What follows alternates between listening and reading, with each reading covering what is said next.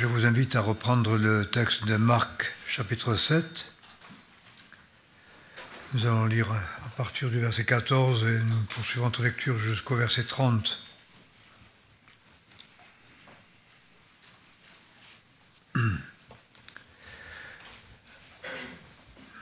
Marc 7, 14. Alors, ayant appelé de nouveau la foule, il leur dit : « Écoutez-moi tous et comprenez. Rien de ce qui est hors de l'homme et qui entre en lui ne peut le souiller. Mais ce qui sort de lui, voilà ce qui souille l'homme. Si quelqu'un a des oreilles pour entendre, qu'il entende. » Quand il fut rentré dans la maison, loin de la foule, ses disciples l'interrogèrent sur cette parabole. Et il leur dit : « Vous aussi, vous êtes donc sans intelligence. Ne comprenez-vous pas que rien de ce qui entre du dehors dans l'homme ne peut le souiller ? En effet, cela n'entre pas dans son cœur, mais passe dans le ventre et est rejeté dans quelque lieu secret. Ainsi sont purifiés tous les aliments. » Il disait donc : « Ce qui sort de l'homme, voilà ce qui souille l'homme. Car c'est du dedans, c'est du cœur des hommes que sortent les mauvaises pensées, les impudicités, les vols, les meurtres, les adultères, la cupidité, les méchancetés, la fraude, la débauche, le regard envieux, la calomnie, l'orgueil, le dérèglement de l'esprit ou la folie.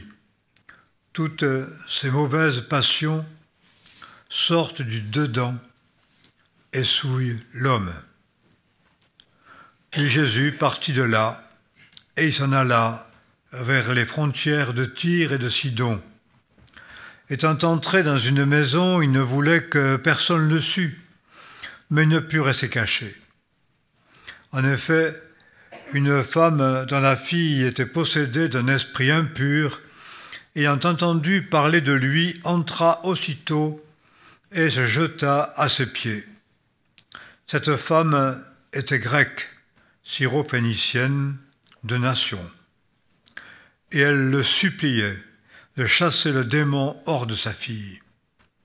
Jésus lui dit : « Laisse d'abord les enfants se rassasier, car il ne convient pas de prendre le pain des enfants pour le jeter aux petits chiens. » Mais elle répondit : « Assurément, Seigneur, pourtant les petits chiens mangent sous la table quelques miettes des enfants. » Alors il lui dit : « À cause de cette parole, va, le démon est sorti de ta fille. » Et quand elle fut de retour dans sa maison, elle trouva l'enfant couché sur le lit et le démon chassé.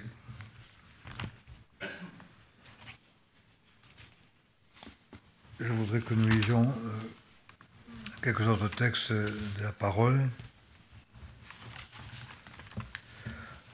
Dans l'épître de Jacques, au chapitre 4. Épître de Jacques au chapitre 4. D'où viennent les luttes et d'où viennent les querelles parmi vous ? N'est-ce pas de vos passions qui combattent dans vos membres ? Vous convoitez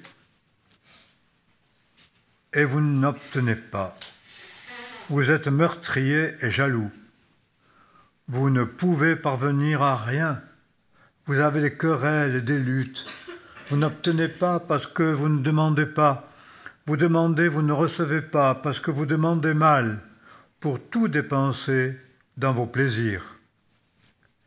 Âme adultère, ne savez-vous pas que l'amour du monde est inimitié contre Dieu ? Ainsi celui qui veut être l'ami du monde devient l'ennemi de Dieu. Ou bien pensez-vous que l'Écriture parle en vain ? L'Esprit que Dieu a fait habiter en nous réclame avec jalousie. Mais il nous accorde une grâce plus grande encore.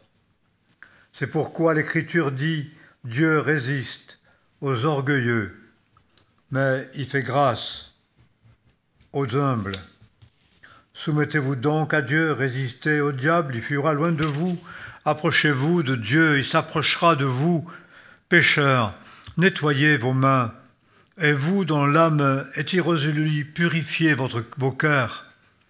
Sentez votre misère, soyez dans le deuil, pleurez.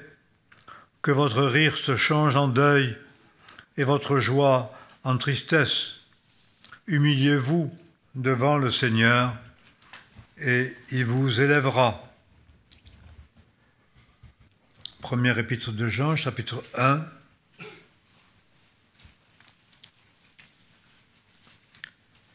Chapitre 1, verset 7. Première épître de Jean, chapitre 1, verset 7. Si nous marchons dans la lumière, comme il est lui-même dans la lumière, nous sommes en communion les uns avec les autres, et le sang de Jésus, son Fils, nous purifie de tout péché. Si nous disons que nous n'avons point de péché, nous nous séduisons nous-mêmes, et la vérité n'est point en nous. Si nous confessons nos péchés, il est fidèle et juste pour nous les pardonner et pour nous purifier de toute iniquité. Si nous disons que nous n'avons pas péché, nous le faisons menteur, sa parole n'est point en nous. Mes petits enfants, je vous écris ceci afin que vous ne péchiez point. Si quelqu'un a péché, nous avons un avocat auprès du Père, Jésus-Christ le juste. C'est lui qui est la victime propitiatoire pour nos péchés, et non seulement pour les nôtres, mais pour tous ceux du monde entier. Et je voudrais lire dans l'Apocalypse, au chapitre 7,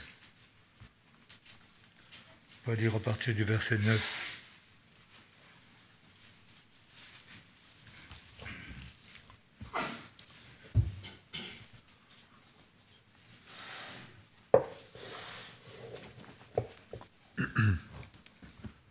Après cela, j'ai vu une grande multitude que personne ne pouvait compter, de toute nation, de toute tribu, de tout peuple et de toute langue. Ils se tenaient devant le trône et devant l'agneau, vêtus de robes blanches, des palmes à la main, et ils criaient d'une voix forte et disaient « Le salut appartient à notre Dieu qui est assis sur le trône et à l'agneau. » Tous les anges se tenaient en cercle autour du trône, autour des vieillards et des 4 animaux. Ils se prosternèrent sur leur visage devant le trône et adorèrent Dieu en disant « Amen. Louange, gloire, sagesse, action de grâce, honneur, puissance et force soient à notre Dieu au siècle des siècles. Amen. » Alors, un des vieillards prit la parole et me dit « Ceux qui sont revêtus de robes blanches, qui sont-ils? D'où sont-ils venus ?» Je lui répondis « Mon Seigneur, tu le sais. » Et il me dit « Ce sont ceux qui viennent de la grande tribulation. Ils ont lavé leurs robes et ils les ont blanchies dans le sang de l'agneau. C'est pour cela qu'ils sont devant le trône de Dieu et qui le servent jour et nuit dans son temple. Celui qui est assis sur le trône les abritera sous sa tente. Ils n'auront plus faim, ils n'auront plus soif, ni le soleil, ni la chaleur ardente ne frapperont plus, car l'agneau qui est au milieu du trône les paîtra et les conduira aux sources des eaux vives. Et Dieu essuiera toute larme de leurs yeux. Nous soulignons le verset 14. Ils ont lavé leurs robes et ils les ont blanchies dans le sang de l'agneau. C'est pour cela qu'ils sont devant le trône de Dieu et qui le servent jour et nuit dans son temple. Donc nous avons essayé d'établir ensemble, dans la méditation de la parole hier, la différence entre les aliments qui pénètrent dans nos corps pour nous nourrir, qui n'atteignent pas nos cœurs, donc qui ne peuvent nous souiller. Le cœur ne sera jamais souillé par la nourriture que l'on mange. C'est une bonne nouvelle, je trouve, surtout pour ceux qui ont de gros problèmes avec l'alimentation et qui ont tous des problèmes de conscience parce qu'ils n'ont pas mangé le meilleur, qu'ils en ont trop mangé, que peut-être cette nourriture n'était pas très saine ou pas assez propre, etc. Et qui en font tout un problème moral, ou d'autres qui cherchent une guérison de leurs problèmes psychiques, affectifs, spirituels, en consommant une nourriture dite saine, plus saine en tout cas que celle que mangent les autres, qui mangent n'importe quoi. Donc, ces choses sont nulles et non avenues selon la parole, c'est Jésus qui le dit, c'est pas moi. Donc, puisqu'il le dit, lui, je l'accepte comme tel. Par contre, il parle d'une souillure que l'on craint beaucoup moins, qu'on ne discerne pas, et qui est justement ce qui sort du cœur. Ce qui vient de l'intérieur et qui s'exprime au-delà même de ce que l'on peut dire, puisque cela s'exprime aussi au travers de ce que l'on ressent et de ce que l'on peut penser. Donc ce qui se vit à l'intérieur de nous-mêmes et ce qui nous échappe, notamment le dérèglement de l'esprit ou la folie. Un vrai fou, quelqu'un qui ne fait pas exprès, il est fou. Et il est souillé. Un fou est toujours sale. Il y a quelque chose qui marque son être entier, qui est une souillure, et qui peut être lavé par le sang de Jésus, donc être guéri de la folie, libéré de la folie, par la purification qui nous est accordée, on y reviendra, mais c'est donc au-delà du volontaire, c'est intérieur, et la folie vient du cœur, et c'est une souillure.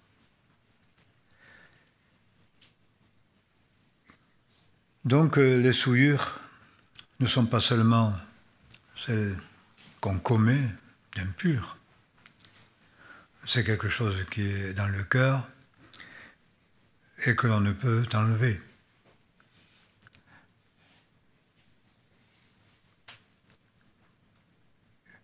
Musset exprime très très clairement, très bien, de manière très poétique, ce qu'est la souillure du cœur. Il dit le cœur de l'homme vierge, le cœur de l'enfant, est un vase profond. Si la première goutte qu'on y verse est impure, les torrents pourraient venir sans ôter la souillure, car le gouffre est immense et la tâche est au fond. On ne peut pas laver le cœur par aucune pratique et aucune alimentation, aucun rituel ne peut purifier l'intérieur du cœur, et ce qui va en émaner va toujours souiller l'homme.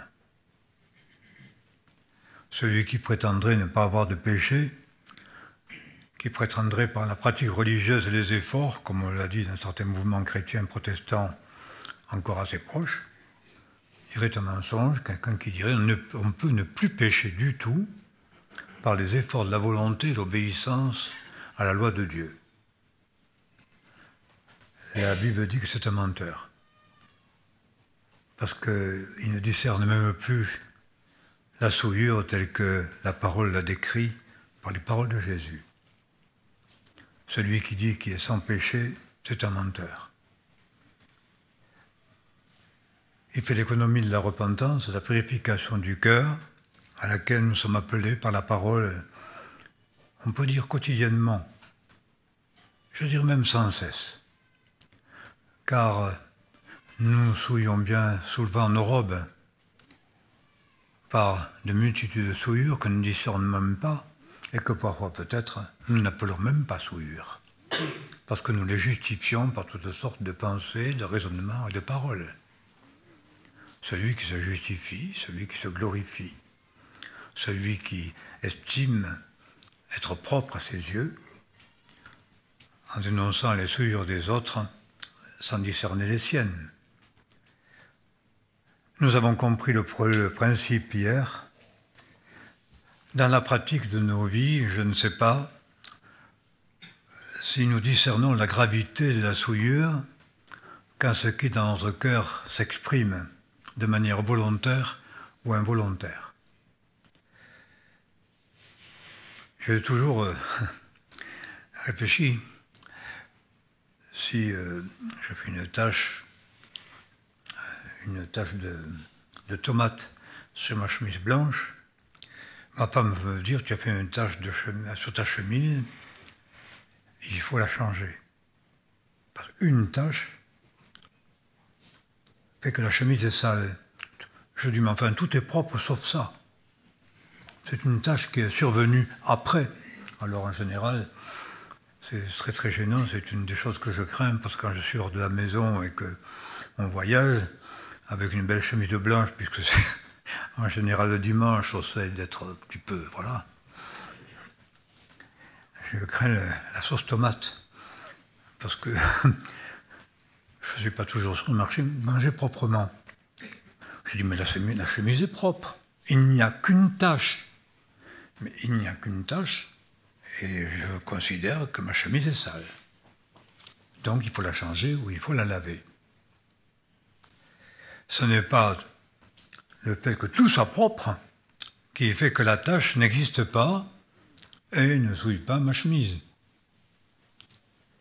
Ce n'est pas le propre qui va rendre propre le sale, mais c'est la souillure qui rend sale le propre. Je pense que c'est quelque chose que le monde religieux devrait comprendre. Ce n'est pas le saint qui fera que le souillé soit propre. Le souillé salit le saint. Et c'est pourquoi il ne peut pas y avoir de confusion entre le sacré et le profane. C'est la souillure qui salit ce qui est propre. Donc si nous sommes obligés de considérer, à la lumière de la parole, qu'il y a beaucoup de souillures dans nos vies, que nous les appelions ainsi ou pas, et qu'il s'agit donc de laver sa robe, parce que dans l'éternité, devant Dieu, devant le trône, il n'y aura que des robes blanches et sans souillure. Il est donc indispensable que nous ayons une conscience saine, une prise de conscience de ce qui nous souille, avec, bien sûr, ayant ce conscient de souillure, le besoin permanent de se purifier par la voie que le Seigneur nous a proposée par grâce et que nous savons déjà, la purification par le sang de Jésus. Si nous confessons nos péchés, Dieu est fidèle et juste pour nous les pardonner, j'anticipe, et le sang de Jésus, son Fils, nous purifie de tout péché. Le savoir est extraordinaire et nous sauve et nous réjouit. Si je sais que la chemise blanche, je peux la laver et qu'elle sera propre, bien déjà, le fait de l'avoir tachée est un peu moins grave, parce qu'il y a une solution. Et je dois le savoir au préalable, pourvu que je le pratique. Et c'est souvent cela que nous ne faisons pas, que nous ne vivons pas. Nous ne pratiquons pas ce que la Bible nous demande, de purifier nos cœurs de ce qui souille mon être entier, qui salit ma robe. Et c'est pourquoi Jésus explique à ses disciples, au fond, les différents aspects, les différents domaines de souillure qui peuvent nous échapper, mais qui, que Dieu voit et qui l'empêche de nous exaucer, qui va charger notre conscience d'un sentiment de culpabilité diffus, sans jamais plonger en nous-mêmes la lumière de la parole pour y discerner les souillures afin de les laver. C'est souvent source d'aveuglement. Pourquoi l'Église est si facilement aveuglée? Nous trébuchons, nous ne voyons pas venir le danger, ce qui va nous faire tomber. La parole nous est parfois voilée, nous ne la comprenons pas, nous ne sommes pas avertis, nous nous trompons sans cesse. Notre cheminement est incertain et notre vie chrétienne très floue et nous ne savons pas pourquoi. Et pourtant, l'apôtre Pierre le dit clairement, ceux qui sont ainsi, c'est ceux qui mettent en oubli la purification de leurs péchés. Ils ont mis en oubli la purification de leurs anciens péchés. Alors il est aveugle, il ne voit pas de loin, il ne voit pas ce qui le fait tomber. On peut être surpris par le péché, ou des péchés graves qui vont peut-être parfois nous scandaliser nous-mêmes. Je pense que moi, en tout cas, ce qui me scandalise le plus, ce n'est pas les péchés des autres, ce sont les miens. Ce n'est pas tellement ce que font les autres, on sait ce qu'est l'homme. Ce qui me scandalise, c'est de discerner lorsque je suis devant le Seigneur, lorsque je suis pris en flagrant délit de faute devant Dieu et devant les hommes. C'est ça qui m'afflige le plus et qui me scandalise. Mais il ne faut pas s'imaginer qu'on va être surpris par le péché sans l'avoir toléré bien longtemps avant, dans des domaines plus diffus, moins concrets, et que nous justifions bien souvent. C'est pourquoi il me semble que dans la purification de nos cœurs, il y a beaucoup de manques dans la vie de l'Église. Des péchés sont commis, mais ne sont pas purifiés. Des fautes sont commises sans être confessées. Nous laissons nos âmes ou notre être se souiller devant Dieu sans purifier le cœur tout en sachant comment il faut le faire. Mais nous ne le faisons pas, parce que le savoir n'est pas le faire. Ce n'est pas savoir comment je dois purifier mon cœur et comment je peux être lavé qui me suffit. C'est me laver. C'est me purifier. La parole nous invite, purifiez-vous. On le voit dans l'épître de Jacques. Lavez vos cœurs. Âmes irrésolues ou partagées. Cette âme partagée, cette division, je dirais, du cœur, cette espèce de combat de conscience, de dualité en nous-mêmes, où on s'accuse, on se défend, et puis on accuse les autres et on se défend vis-à-vis d'eux, etc. C'est la conscience païenne d'un cœur partagé qui a besoin d'être purifié parce qu'il reconnaît la vérité de Dieu sur lui-même, qui demande pardon et qui reçoit la purification par la foi en son Jésus-Christ, par la confession de son péché. Et je voudrais que nous puissions prendre un petit peu ces éléments ici décrits par Jésus, puisqu'il explique à ses disciples, et il les interpelle. Et il vient vers eux. On pourrait dire, il va les chercher, ses disciples. Et il dit que celui qui a des oreilles pour entendre, entende. Vous pouvez l'entendre, mais ne pas l'entendre. Mais si quelqu'un a des oreilles et qu'il entend, qu'il écoute. C'est une interpellation solennelle de Jésus, cela. Il s'ouvre à la surdité, on peut dire, il abandonne les gens, leur endurcissement, jusqu'à ce qu'ils viennent les revisiter par l'esprit, il faut l'espérer. Mais que celui qui entend, il écoute ce qui est dit. Et qu'il agisse donc en conséquence. Donc nous sommes ici pour nous laisser interpeller par la parole du Seigneur et mettre en pratique ce qu'il nous demande en reconnaissant les différents domaines décrits ici qui souillent l'être, nous sommes tellement, je dirais, en tant que gens propres, disposés à nous laver de plus en plus. On utilise beaucoup d'eau et trop de douches dans les pays occidentaux. Il faut changer tous les jours, je dirais, de chemise, de sous-vêtements et tout ce qu'on peut imaginer. On est quand même très, très, très sensible à la crasse, à ce que nous appelons souiller. Enfin, ça, c'est les Alsaciens. C'est pas sale, c'est souiller. Donc, il y a pas la nuance au niveau du vocabulaire est un petit peu différente. On considère la saleté comme une souillure. La souillure, c'est quelque chose de beaucoup plus moral, lié non pas seulement à la saleté, mais à l'impureté, en général. Qu'est-ce qui nous suit, nous qui sommes si propres, qui avons, je dirais, des idées si développées de l'hygiène comme dans aucune génération, et qui tolérons tant dans nos vies de fautes, dans une sorte d'inconscience religieuse molle, sans crainte de Dieu. Donc nous lisons dans Marc. C'est ce qui sort du cœur qui souille l'homme. C'est du dedans, c'est du cœur des hommes que sortent les mauvaises pensées. Les mauvaises pensées nous souillent.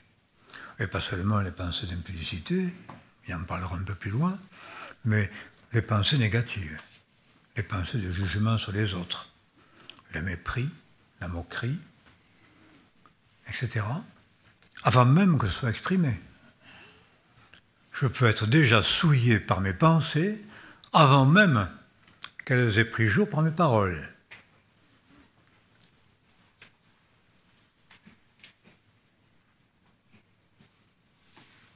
C'est du dedans, c'est du cœur des hommes que sortent les mauvaises pensées, les impudicités. Il y a souvent des blagues très impudiques. Ce qui fait le plus rigoler les hommes aujourd'hui, c'est en général tout ce qui se passe au-dessous de la ceinture. On croit pouvoir plaisanter impunément et de manière vulgaire sur les choses de l'impudicité, de la sexualité, alors qu'il est dit dans la parole, il faudrait que ces choses ne soient même pas nommées parmi vous. Il est honteux même d'en parler. Aujourd'hui, c'est de bon ton d'en parler et de dire ce qu'il ne faut pas dire.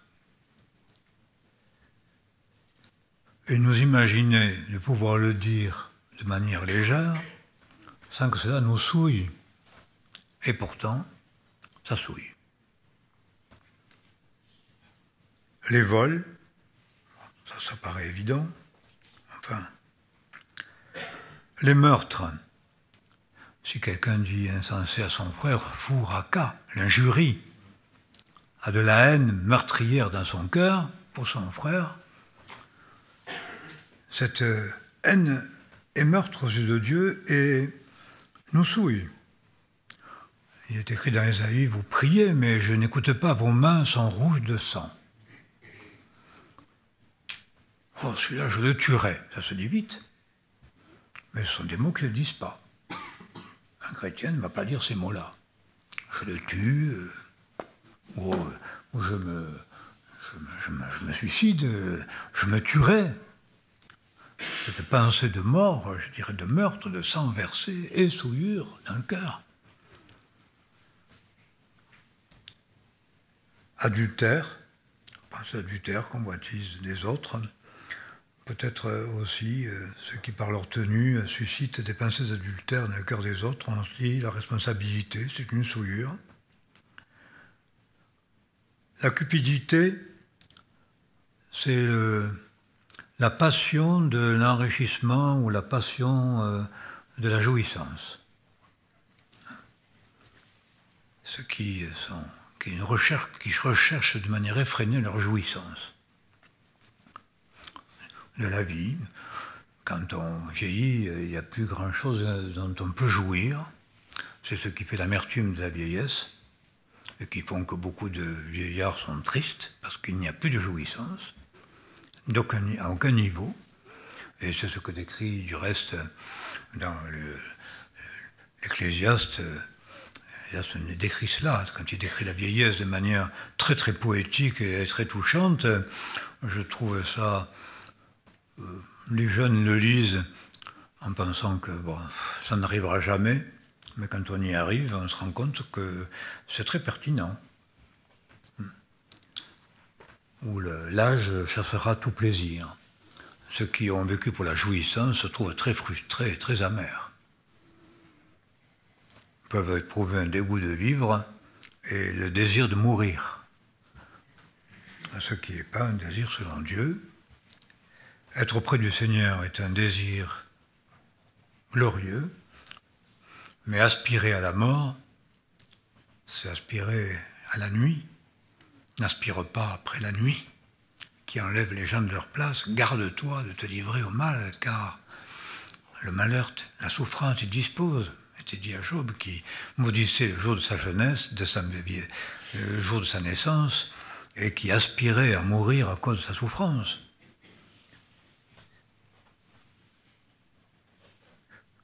Cupidité, les méchancetés.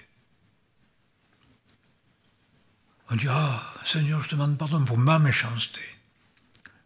J'ai un problème de méchanceté. Non, je suis méchant. Et cette méchanceté souille, aux yeux de Dieu, ma robe. Voilà. C'est-à-dire, toute pensée de méchanceté, c'est un jugement destructeur sur les autres, cherchant le mot qui va blesser pour blesser. Il arrive qu'il faille blesser ses amis. Les blessures d'un ami prouvent une sorte de fidélité, mais ce n'est pas volontiers qu'on blesse un ami par ses propos. Je me souviens, il y a un jeune qui était dans la maison, j'aimais beaucoup ce garçon, et il nous avait vraiment lassés par ses désobéissances, et je l'ai attrapé, mais comme j'ai rarement attrapé quelqu'un, et plus il pleurait, plus je grondais. Et je l'aimais, et je grondais. C'était quelque chose de très, très particulier. Ça a été salutaire pour lui. Il a fallu blesser. Mais ce n'était pas volontiers. Après, eh bien, j'avais autant envie de pleurer que lui, et je l'ai pris dans les bras pour le consoler. Mais il fallait blesser. Il ne s'agit pas de cela. Il s'agit de cette volonté de faire mal. Parce qu'on se venge, parce que l'attitude ou les propos de l'un ou l'autre nous ont fait mal. Donc j'ai de la méchanceté dans le cœur et je veux faire mal. Je rends le mal pour le mal. C'était une des choses à la maison, mais mon père ne tolérait absolument pas. On ne rend pas le mal pour le mal. C'était clair. Même il m'a enseigné, on ne se défend pas. Ne défends pas ta cause. On ne se défend pas, c'est le Seigneur qui nous défend. Ça n'a pas toujours été facile parce que moi, j'ai facilement des arguments pour me défendre. Et si je ne les dis pas, je les pense. Et j'ai des arguments. J'ai des mots. Je sais les manier en pareil cas. Alors c'était tout un exercice. Mais se défendre, se justifier en accusant, se défendre par méchanceté, rendre coup pour coup, injure pour injure, c'est la loi, mais c'est une souillure aux yeux de Dieu.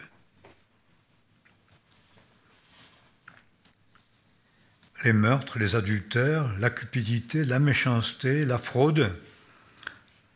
La fraude, elle vient vite quand même. On détourne un tout petit peu, on séduit, c'est l'art de faire du commerce pour gagner de l'argent. Quelqu'un qui n'est pas fraudeur ne va pas forcément faire fortune.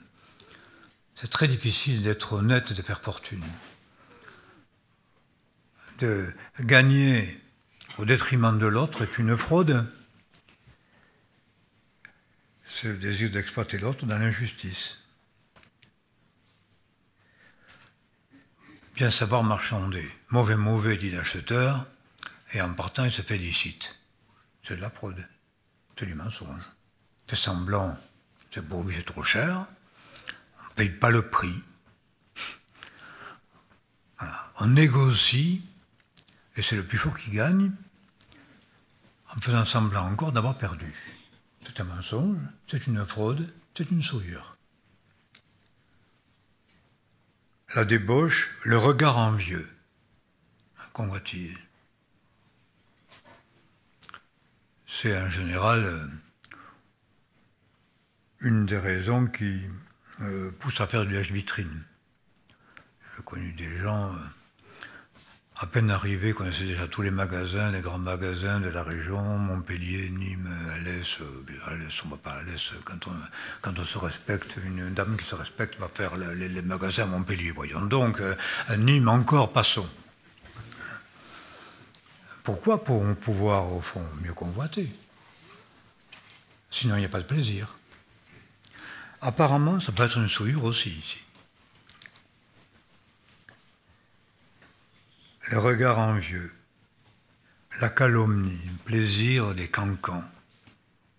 Être celui qui c'est le premier la mauvaise nouvelle et qui va se glorifier parce que, comme il le sait, il va le dire.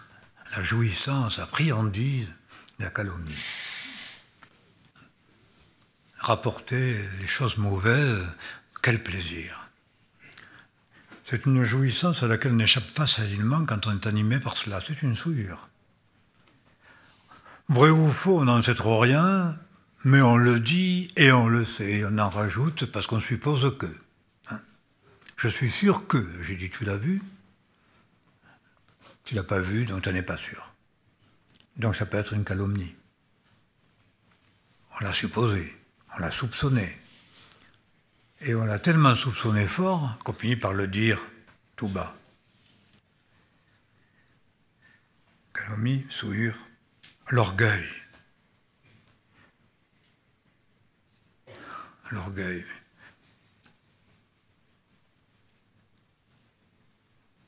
On voit que Jésus n'a pas toujours flatté l'orgueil, et l'histoire de Cananéenne, on y reviendra, est une histoire qui est choquante.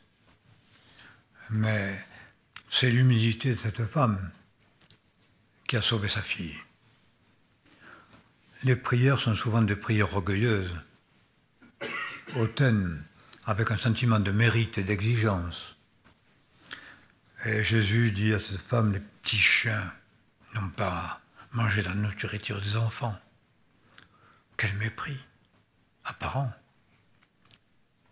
Mais quelle épreuve pour cette femme, les petits chiens mangent la nourriture qu'ont laissé les enfants. Quelle attitude de foi, quelle attitude d'humilité. Le Seigneur n'exauce pas les orgueilleux, il fait grâce aux humbles. Il y a peut-être beaucoup de prières que nous prononçons en notre propre justice, dans notre orgueil, de sorte que nos prières, exigeantes et orgueilleuses, peuvent être simplement des péchés. Que sa prière passe pour un péché. Ça existe, les prières qui sont un péché. La prière qui est un péché dans le psaume, c'est la prière de ceux qui augmentent les souffrances de ceux qui ont été corrigés par le Seigneur. Donc ils vont se réjouir et raconter les douleurs de ceux qui ont été frappés par Dieu, avec ce sentiment qu'au fond, ils l'ont quand même bien mérité. Je ne sais pas si vous avez remarqué, quand on passe à certaines maladies, surtout par exemple le cancer, il a le cancer, il y a, je ne sais pas comme quoi, j'ai souvent l'impression que quand on dit ça, il y a comme un sentiment que c'est certainement mérité, il y a quelque chose de jugement là derrière, facilement. Comme si c'était une souillure, si la maladie de l'autre était une souillure. Le présenter comme ça, c'est une souillure. L'orgueil et le dérèglement d'esprit, les fous, ils ne font pas exprès. pourtant ça vient de leur cœur, et c'est une souillure, et c'est vraiment une souillure. Les schizophrènes me sentent mauvais.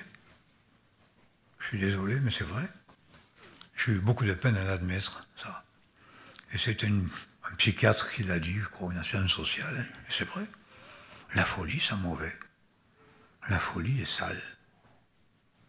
Bizarre. Ça vient du cœur. Donc si le cœur est purifié, on peut se libérer de la folie. Et je crois pouvoir dire que avoir quand même vu l'œuvre de Dieu chez les fous et une délivrance de cette folie. En purifiant son cœur dans l'humilité devant Dieu et la repentance. Sauf qu'on se défend souvent et on ne reconnaît pas où se trouve la souillure.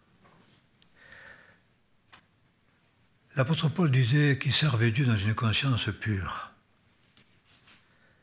Je pense qu'il y a dans la vie des croyants, souvent, y compris des pasteurs, des prédicateurs, et je suis vigilant par rapport à ma vie, et j'y réfléchis tout en parlant, des choses qui ont été dites, des choses mauvaises qui ont été accomplies, des attitudes ambiguës, menteuses, remplies de convoitises, de méchanceté, qui sont sorties de notre bouche et qui venaient du cœur, qui ont peut-être blasphémé l'autre et l'ont abîmé.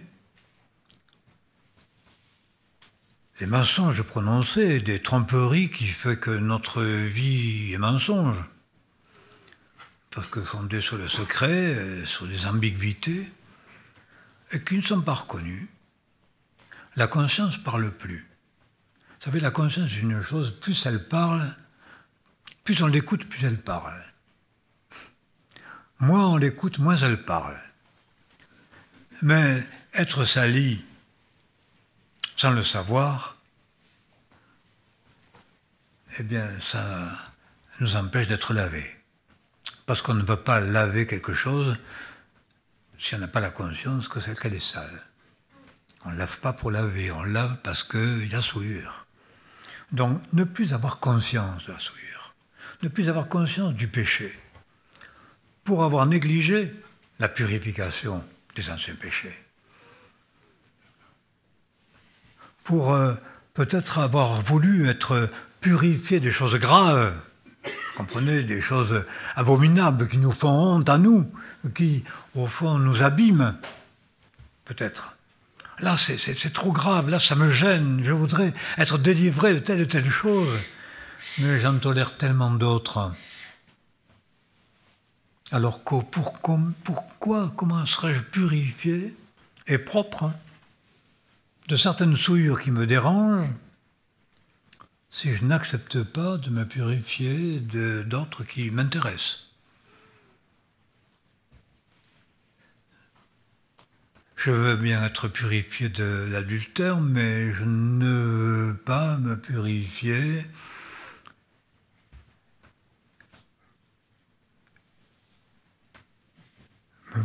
de ce qui conduit à l'adultère. Et des mauvaises pensées que je cultive et que j'entretiens et que je nourris et que je crée par mes regards malsains, etc. Donc je veux être purifié des conséquences, mais je ne veux pas être purifié de la racine de la chose. Parce que je n'y vois pas une souillure, personne ne le sait, personne ne le voit, ça ne gêne pas. Et puis tout le monde est comme ça. Oui, certainement, tout le monde est comme ça.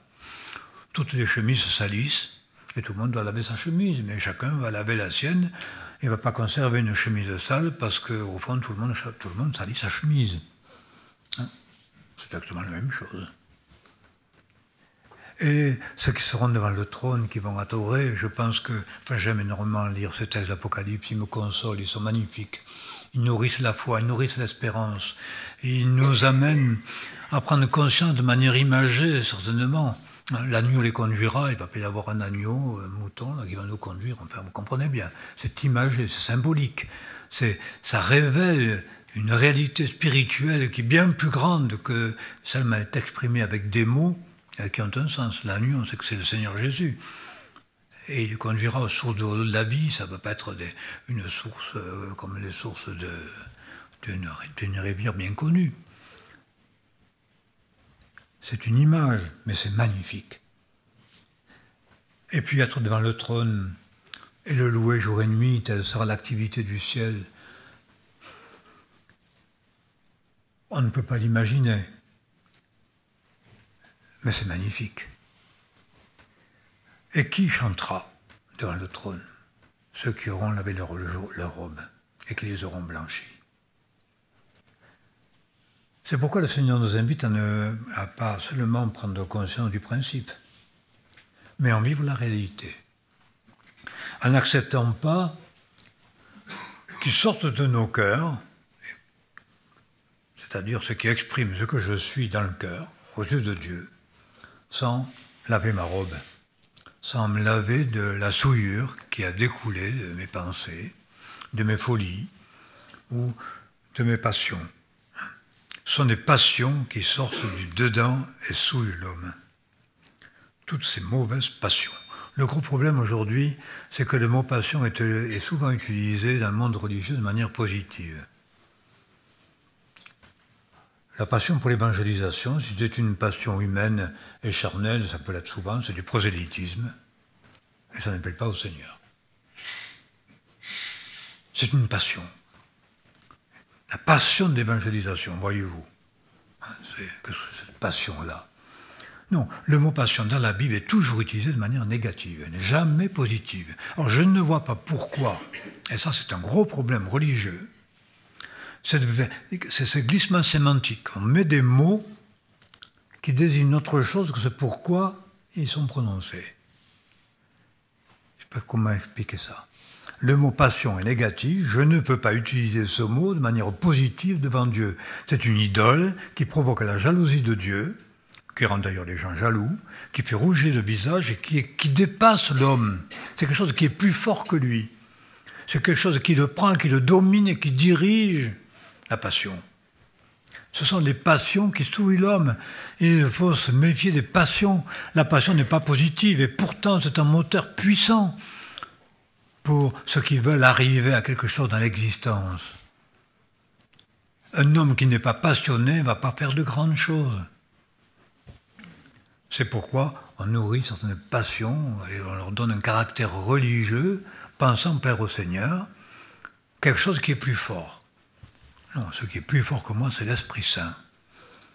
La passion appelle à la chair, et l'Esprit Saint est un don de Dieu.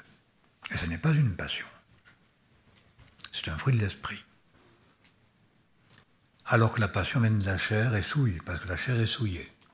Et celui qui marche selon la chair ne veut pas plaire à Dieu. Servir le Seigneur, vouloir servir le Seigneur avec nos passions, en exploitant ses passions, en exprimant ses passions, en s'exprimant soi-même, en cherchant une visibilité. Je ne sais pas si vous avez remarqué, mais le Seigneur Jésus faisait l'inverse. On le dira d'ailleurs à la suite.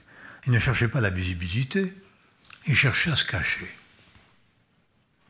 Et c'est ses œuvres qui rendaient témoignage de lui et on venait. Mais lui ne cherchait pas la visibilité.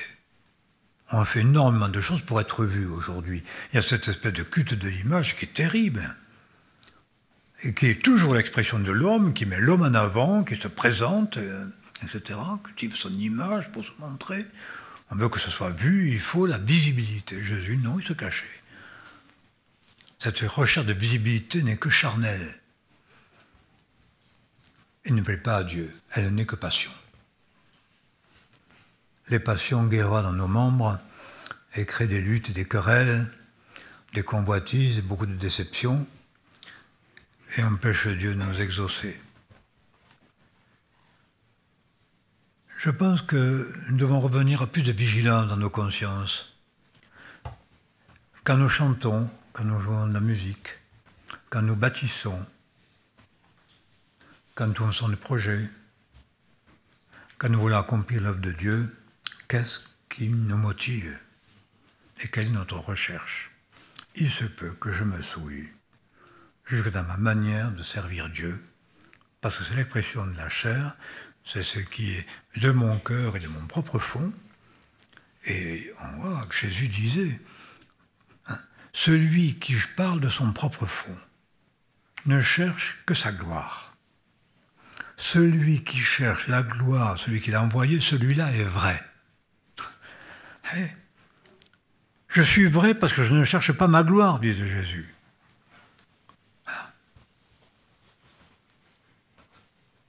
Parce que celui qui cherche sa gloire, il ne peut pas être vrai. Il se souille en cherchant sa gloire propre. C'est l'inverse même d'un humanisme religieux. C'est ce devant quoi le Seigneur nous place, et qui peut être la raison souvent de sorte d'impuissance de la parole, et du fait que l'Esprit agit peu par nous, car toutes ces souillures, nous les conservons, nous les justifions, nous les quémandons, nous les revendiquons, nous les justifions, nous les, nous transcendons jusque dans l'œuvre de Dieu, sans nous laisser purifier. Le temps est court, que celui qui se purifie encore. Nul ne peut dire il est sans péché. Je ne suis même pas sûr que tout ce que je vous ai dit soit sans péché. Encore ce soir, bien que je ne voudrais pas, mais qui le sait, Dieu le sait. J'ai besoin, en toute chose, de la purification par le sang de Christ. J'ai besoin de la grâce et du pardon. Pour un jour pouvoir le louer avec une robe blanche. Heureux celui qui lave son vêtement. Heureux celui qui garde ce vêtement pur qui est en Jésus-Christ, afin qu'on ne voit pas la honte de sa nudité. Que cette réalité du cœur mauvais de l'homme soit couverte par un vêtement blanc, que l'on purifie sans cesse dans le sang de l'agneau. C'est cela la persévérance des saints. C'est ceux qui gardent le commandement de Dieu et la foi de Jésus. C'est ceux qui restent en Christ, dans la foi dans son sang, dans la foi dans son expiation, dans la foi dans sa résurrection qui justifie, revêtus de lui, robe blanche, vêtements que je garde et que je ne laisse pas souiller par l'expression même de la chair et du péché. En lui, je suis pur. Qui est pur? Celui qui est en Christ. Être en Christ, c'est quoi? Sinon se purifier de son péché, de ses souillures, dans le sang de l'agneau. Son sang a coulé pour me laver. Alors, je me laisse purifier. Et veillant sur ma conduite, veillant sur mes pensées, sur mes paroles et sur mes actes, que tout votre être, l'esprit, l'âme, le corps soit conservé irrépréhensible. Ce n'est pas possible par l'effort de l'homme. L'homme est souillé. Il est pécheur dans sa chair, totalement perverti, corrompu. Nous ne pouvons pas éviter de prendre cette conscience-là. La Bible le dit. Il n'y a rien de bon. Il n'y a pas d'étincelle de bon en nous qui puisse servir notre salut. Nous sommes souillés, mais nous sommes lavés dans le sang de Jésus. Nous sommes justifiés et nous pouvons chanter alors de tout notre cœur, tout en nous purifiant, humiliés dans cette purification, mais glorieux dans la justification par la foi en Jésus-Christ, notre Sauveur. Nous prions. Seigneur, peut-être nous comprenons mal ces choses, mais nous avons des oreilles, nous entendons. Et nous voulons nous laisser interpeller dans nos propres consciences afin de ne pas tolérer en nous ces souillures qui sont sorties de nos cœurs, qui sortent de nos cœurs sans cesse et qui en révèlent la corruption. Nous acceptons cette conviction de péché que donne ta parole. Et te demandons pardon pour ces souillures. Et nous glorifions parce que tu es mort pour nous, ton sang a coulé pour nous laver de toute iniquité et nous purifier, afin que notre être entier soit pur devant toi, que nos cœurs en soient lavés, afin qu'il ne sorte plus de nous toutes ces souillures mauvaises, mais que l'Esprit Saint nous anime à lui seul et sanctifie toutes nos œuvres. Nous voulons avoir cette conscience sensible à l'Esprit, sensible à ta parole, pour ne pas tolérer dans nos vies ces mauvaises pensées, ces mauvaises paroles, ces folies et ces passions, mais les dénoncer devant toi, savoir demander pardon et recevoir la grâce, cette grâce de Dieu qui est en Jésus-Christ et qui nous sauve. Ce sang qui nous lave sont des promesses, qui nous lave de tout péché, confessé, reconnu, abandonné. Seigneur, pardonne-nous de nous livrer bien souvent à la souillure et au mal sans nous purifier, tout en justifiant l'iniquité avec légèreté et orgueil. Que tout ce qui s'élève en nous soit abaissé pour que ta grâce soit manifestée et l'action de ton esprit puissante au travers de nous tous.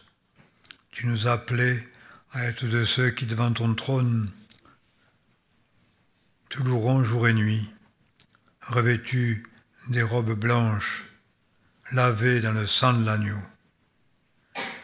Nous te remercions, Seigneur, pour cette porte d'espérance, de salut, cette promesse, ce moyen que tu nous donnes de te plaire, grâce à Jésus-Christ, en Jésus-Christ. Merci, Seigneur Jésus, d'avoir fait l'expiation pour nos péchés. Merci d'avoir versé ton sang pour nous laver. Ce mystère est grand, nous le comprenons mal, mais nous l'acceptons parce que ta parole le déclare. Et nous pouvons nous réjouir d'être en ta présence, le cœur lavé d'une mauvaise conscience, le corps lavé d'une eau pure. Cette vérité de la parole qui nous lave. Merci de nous l'accorder encore. C'est dans la reconnaissance que nous recevons ces choses et que nous les confessons. Amen.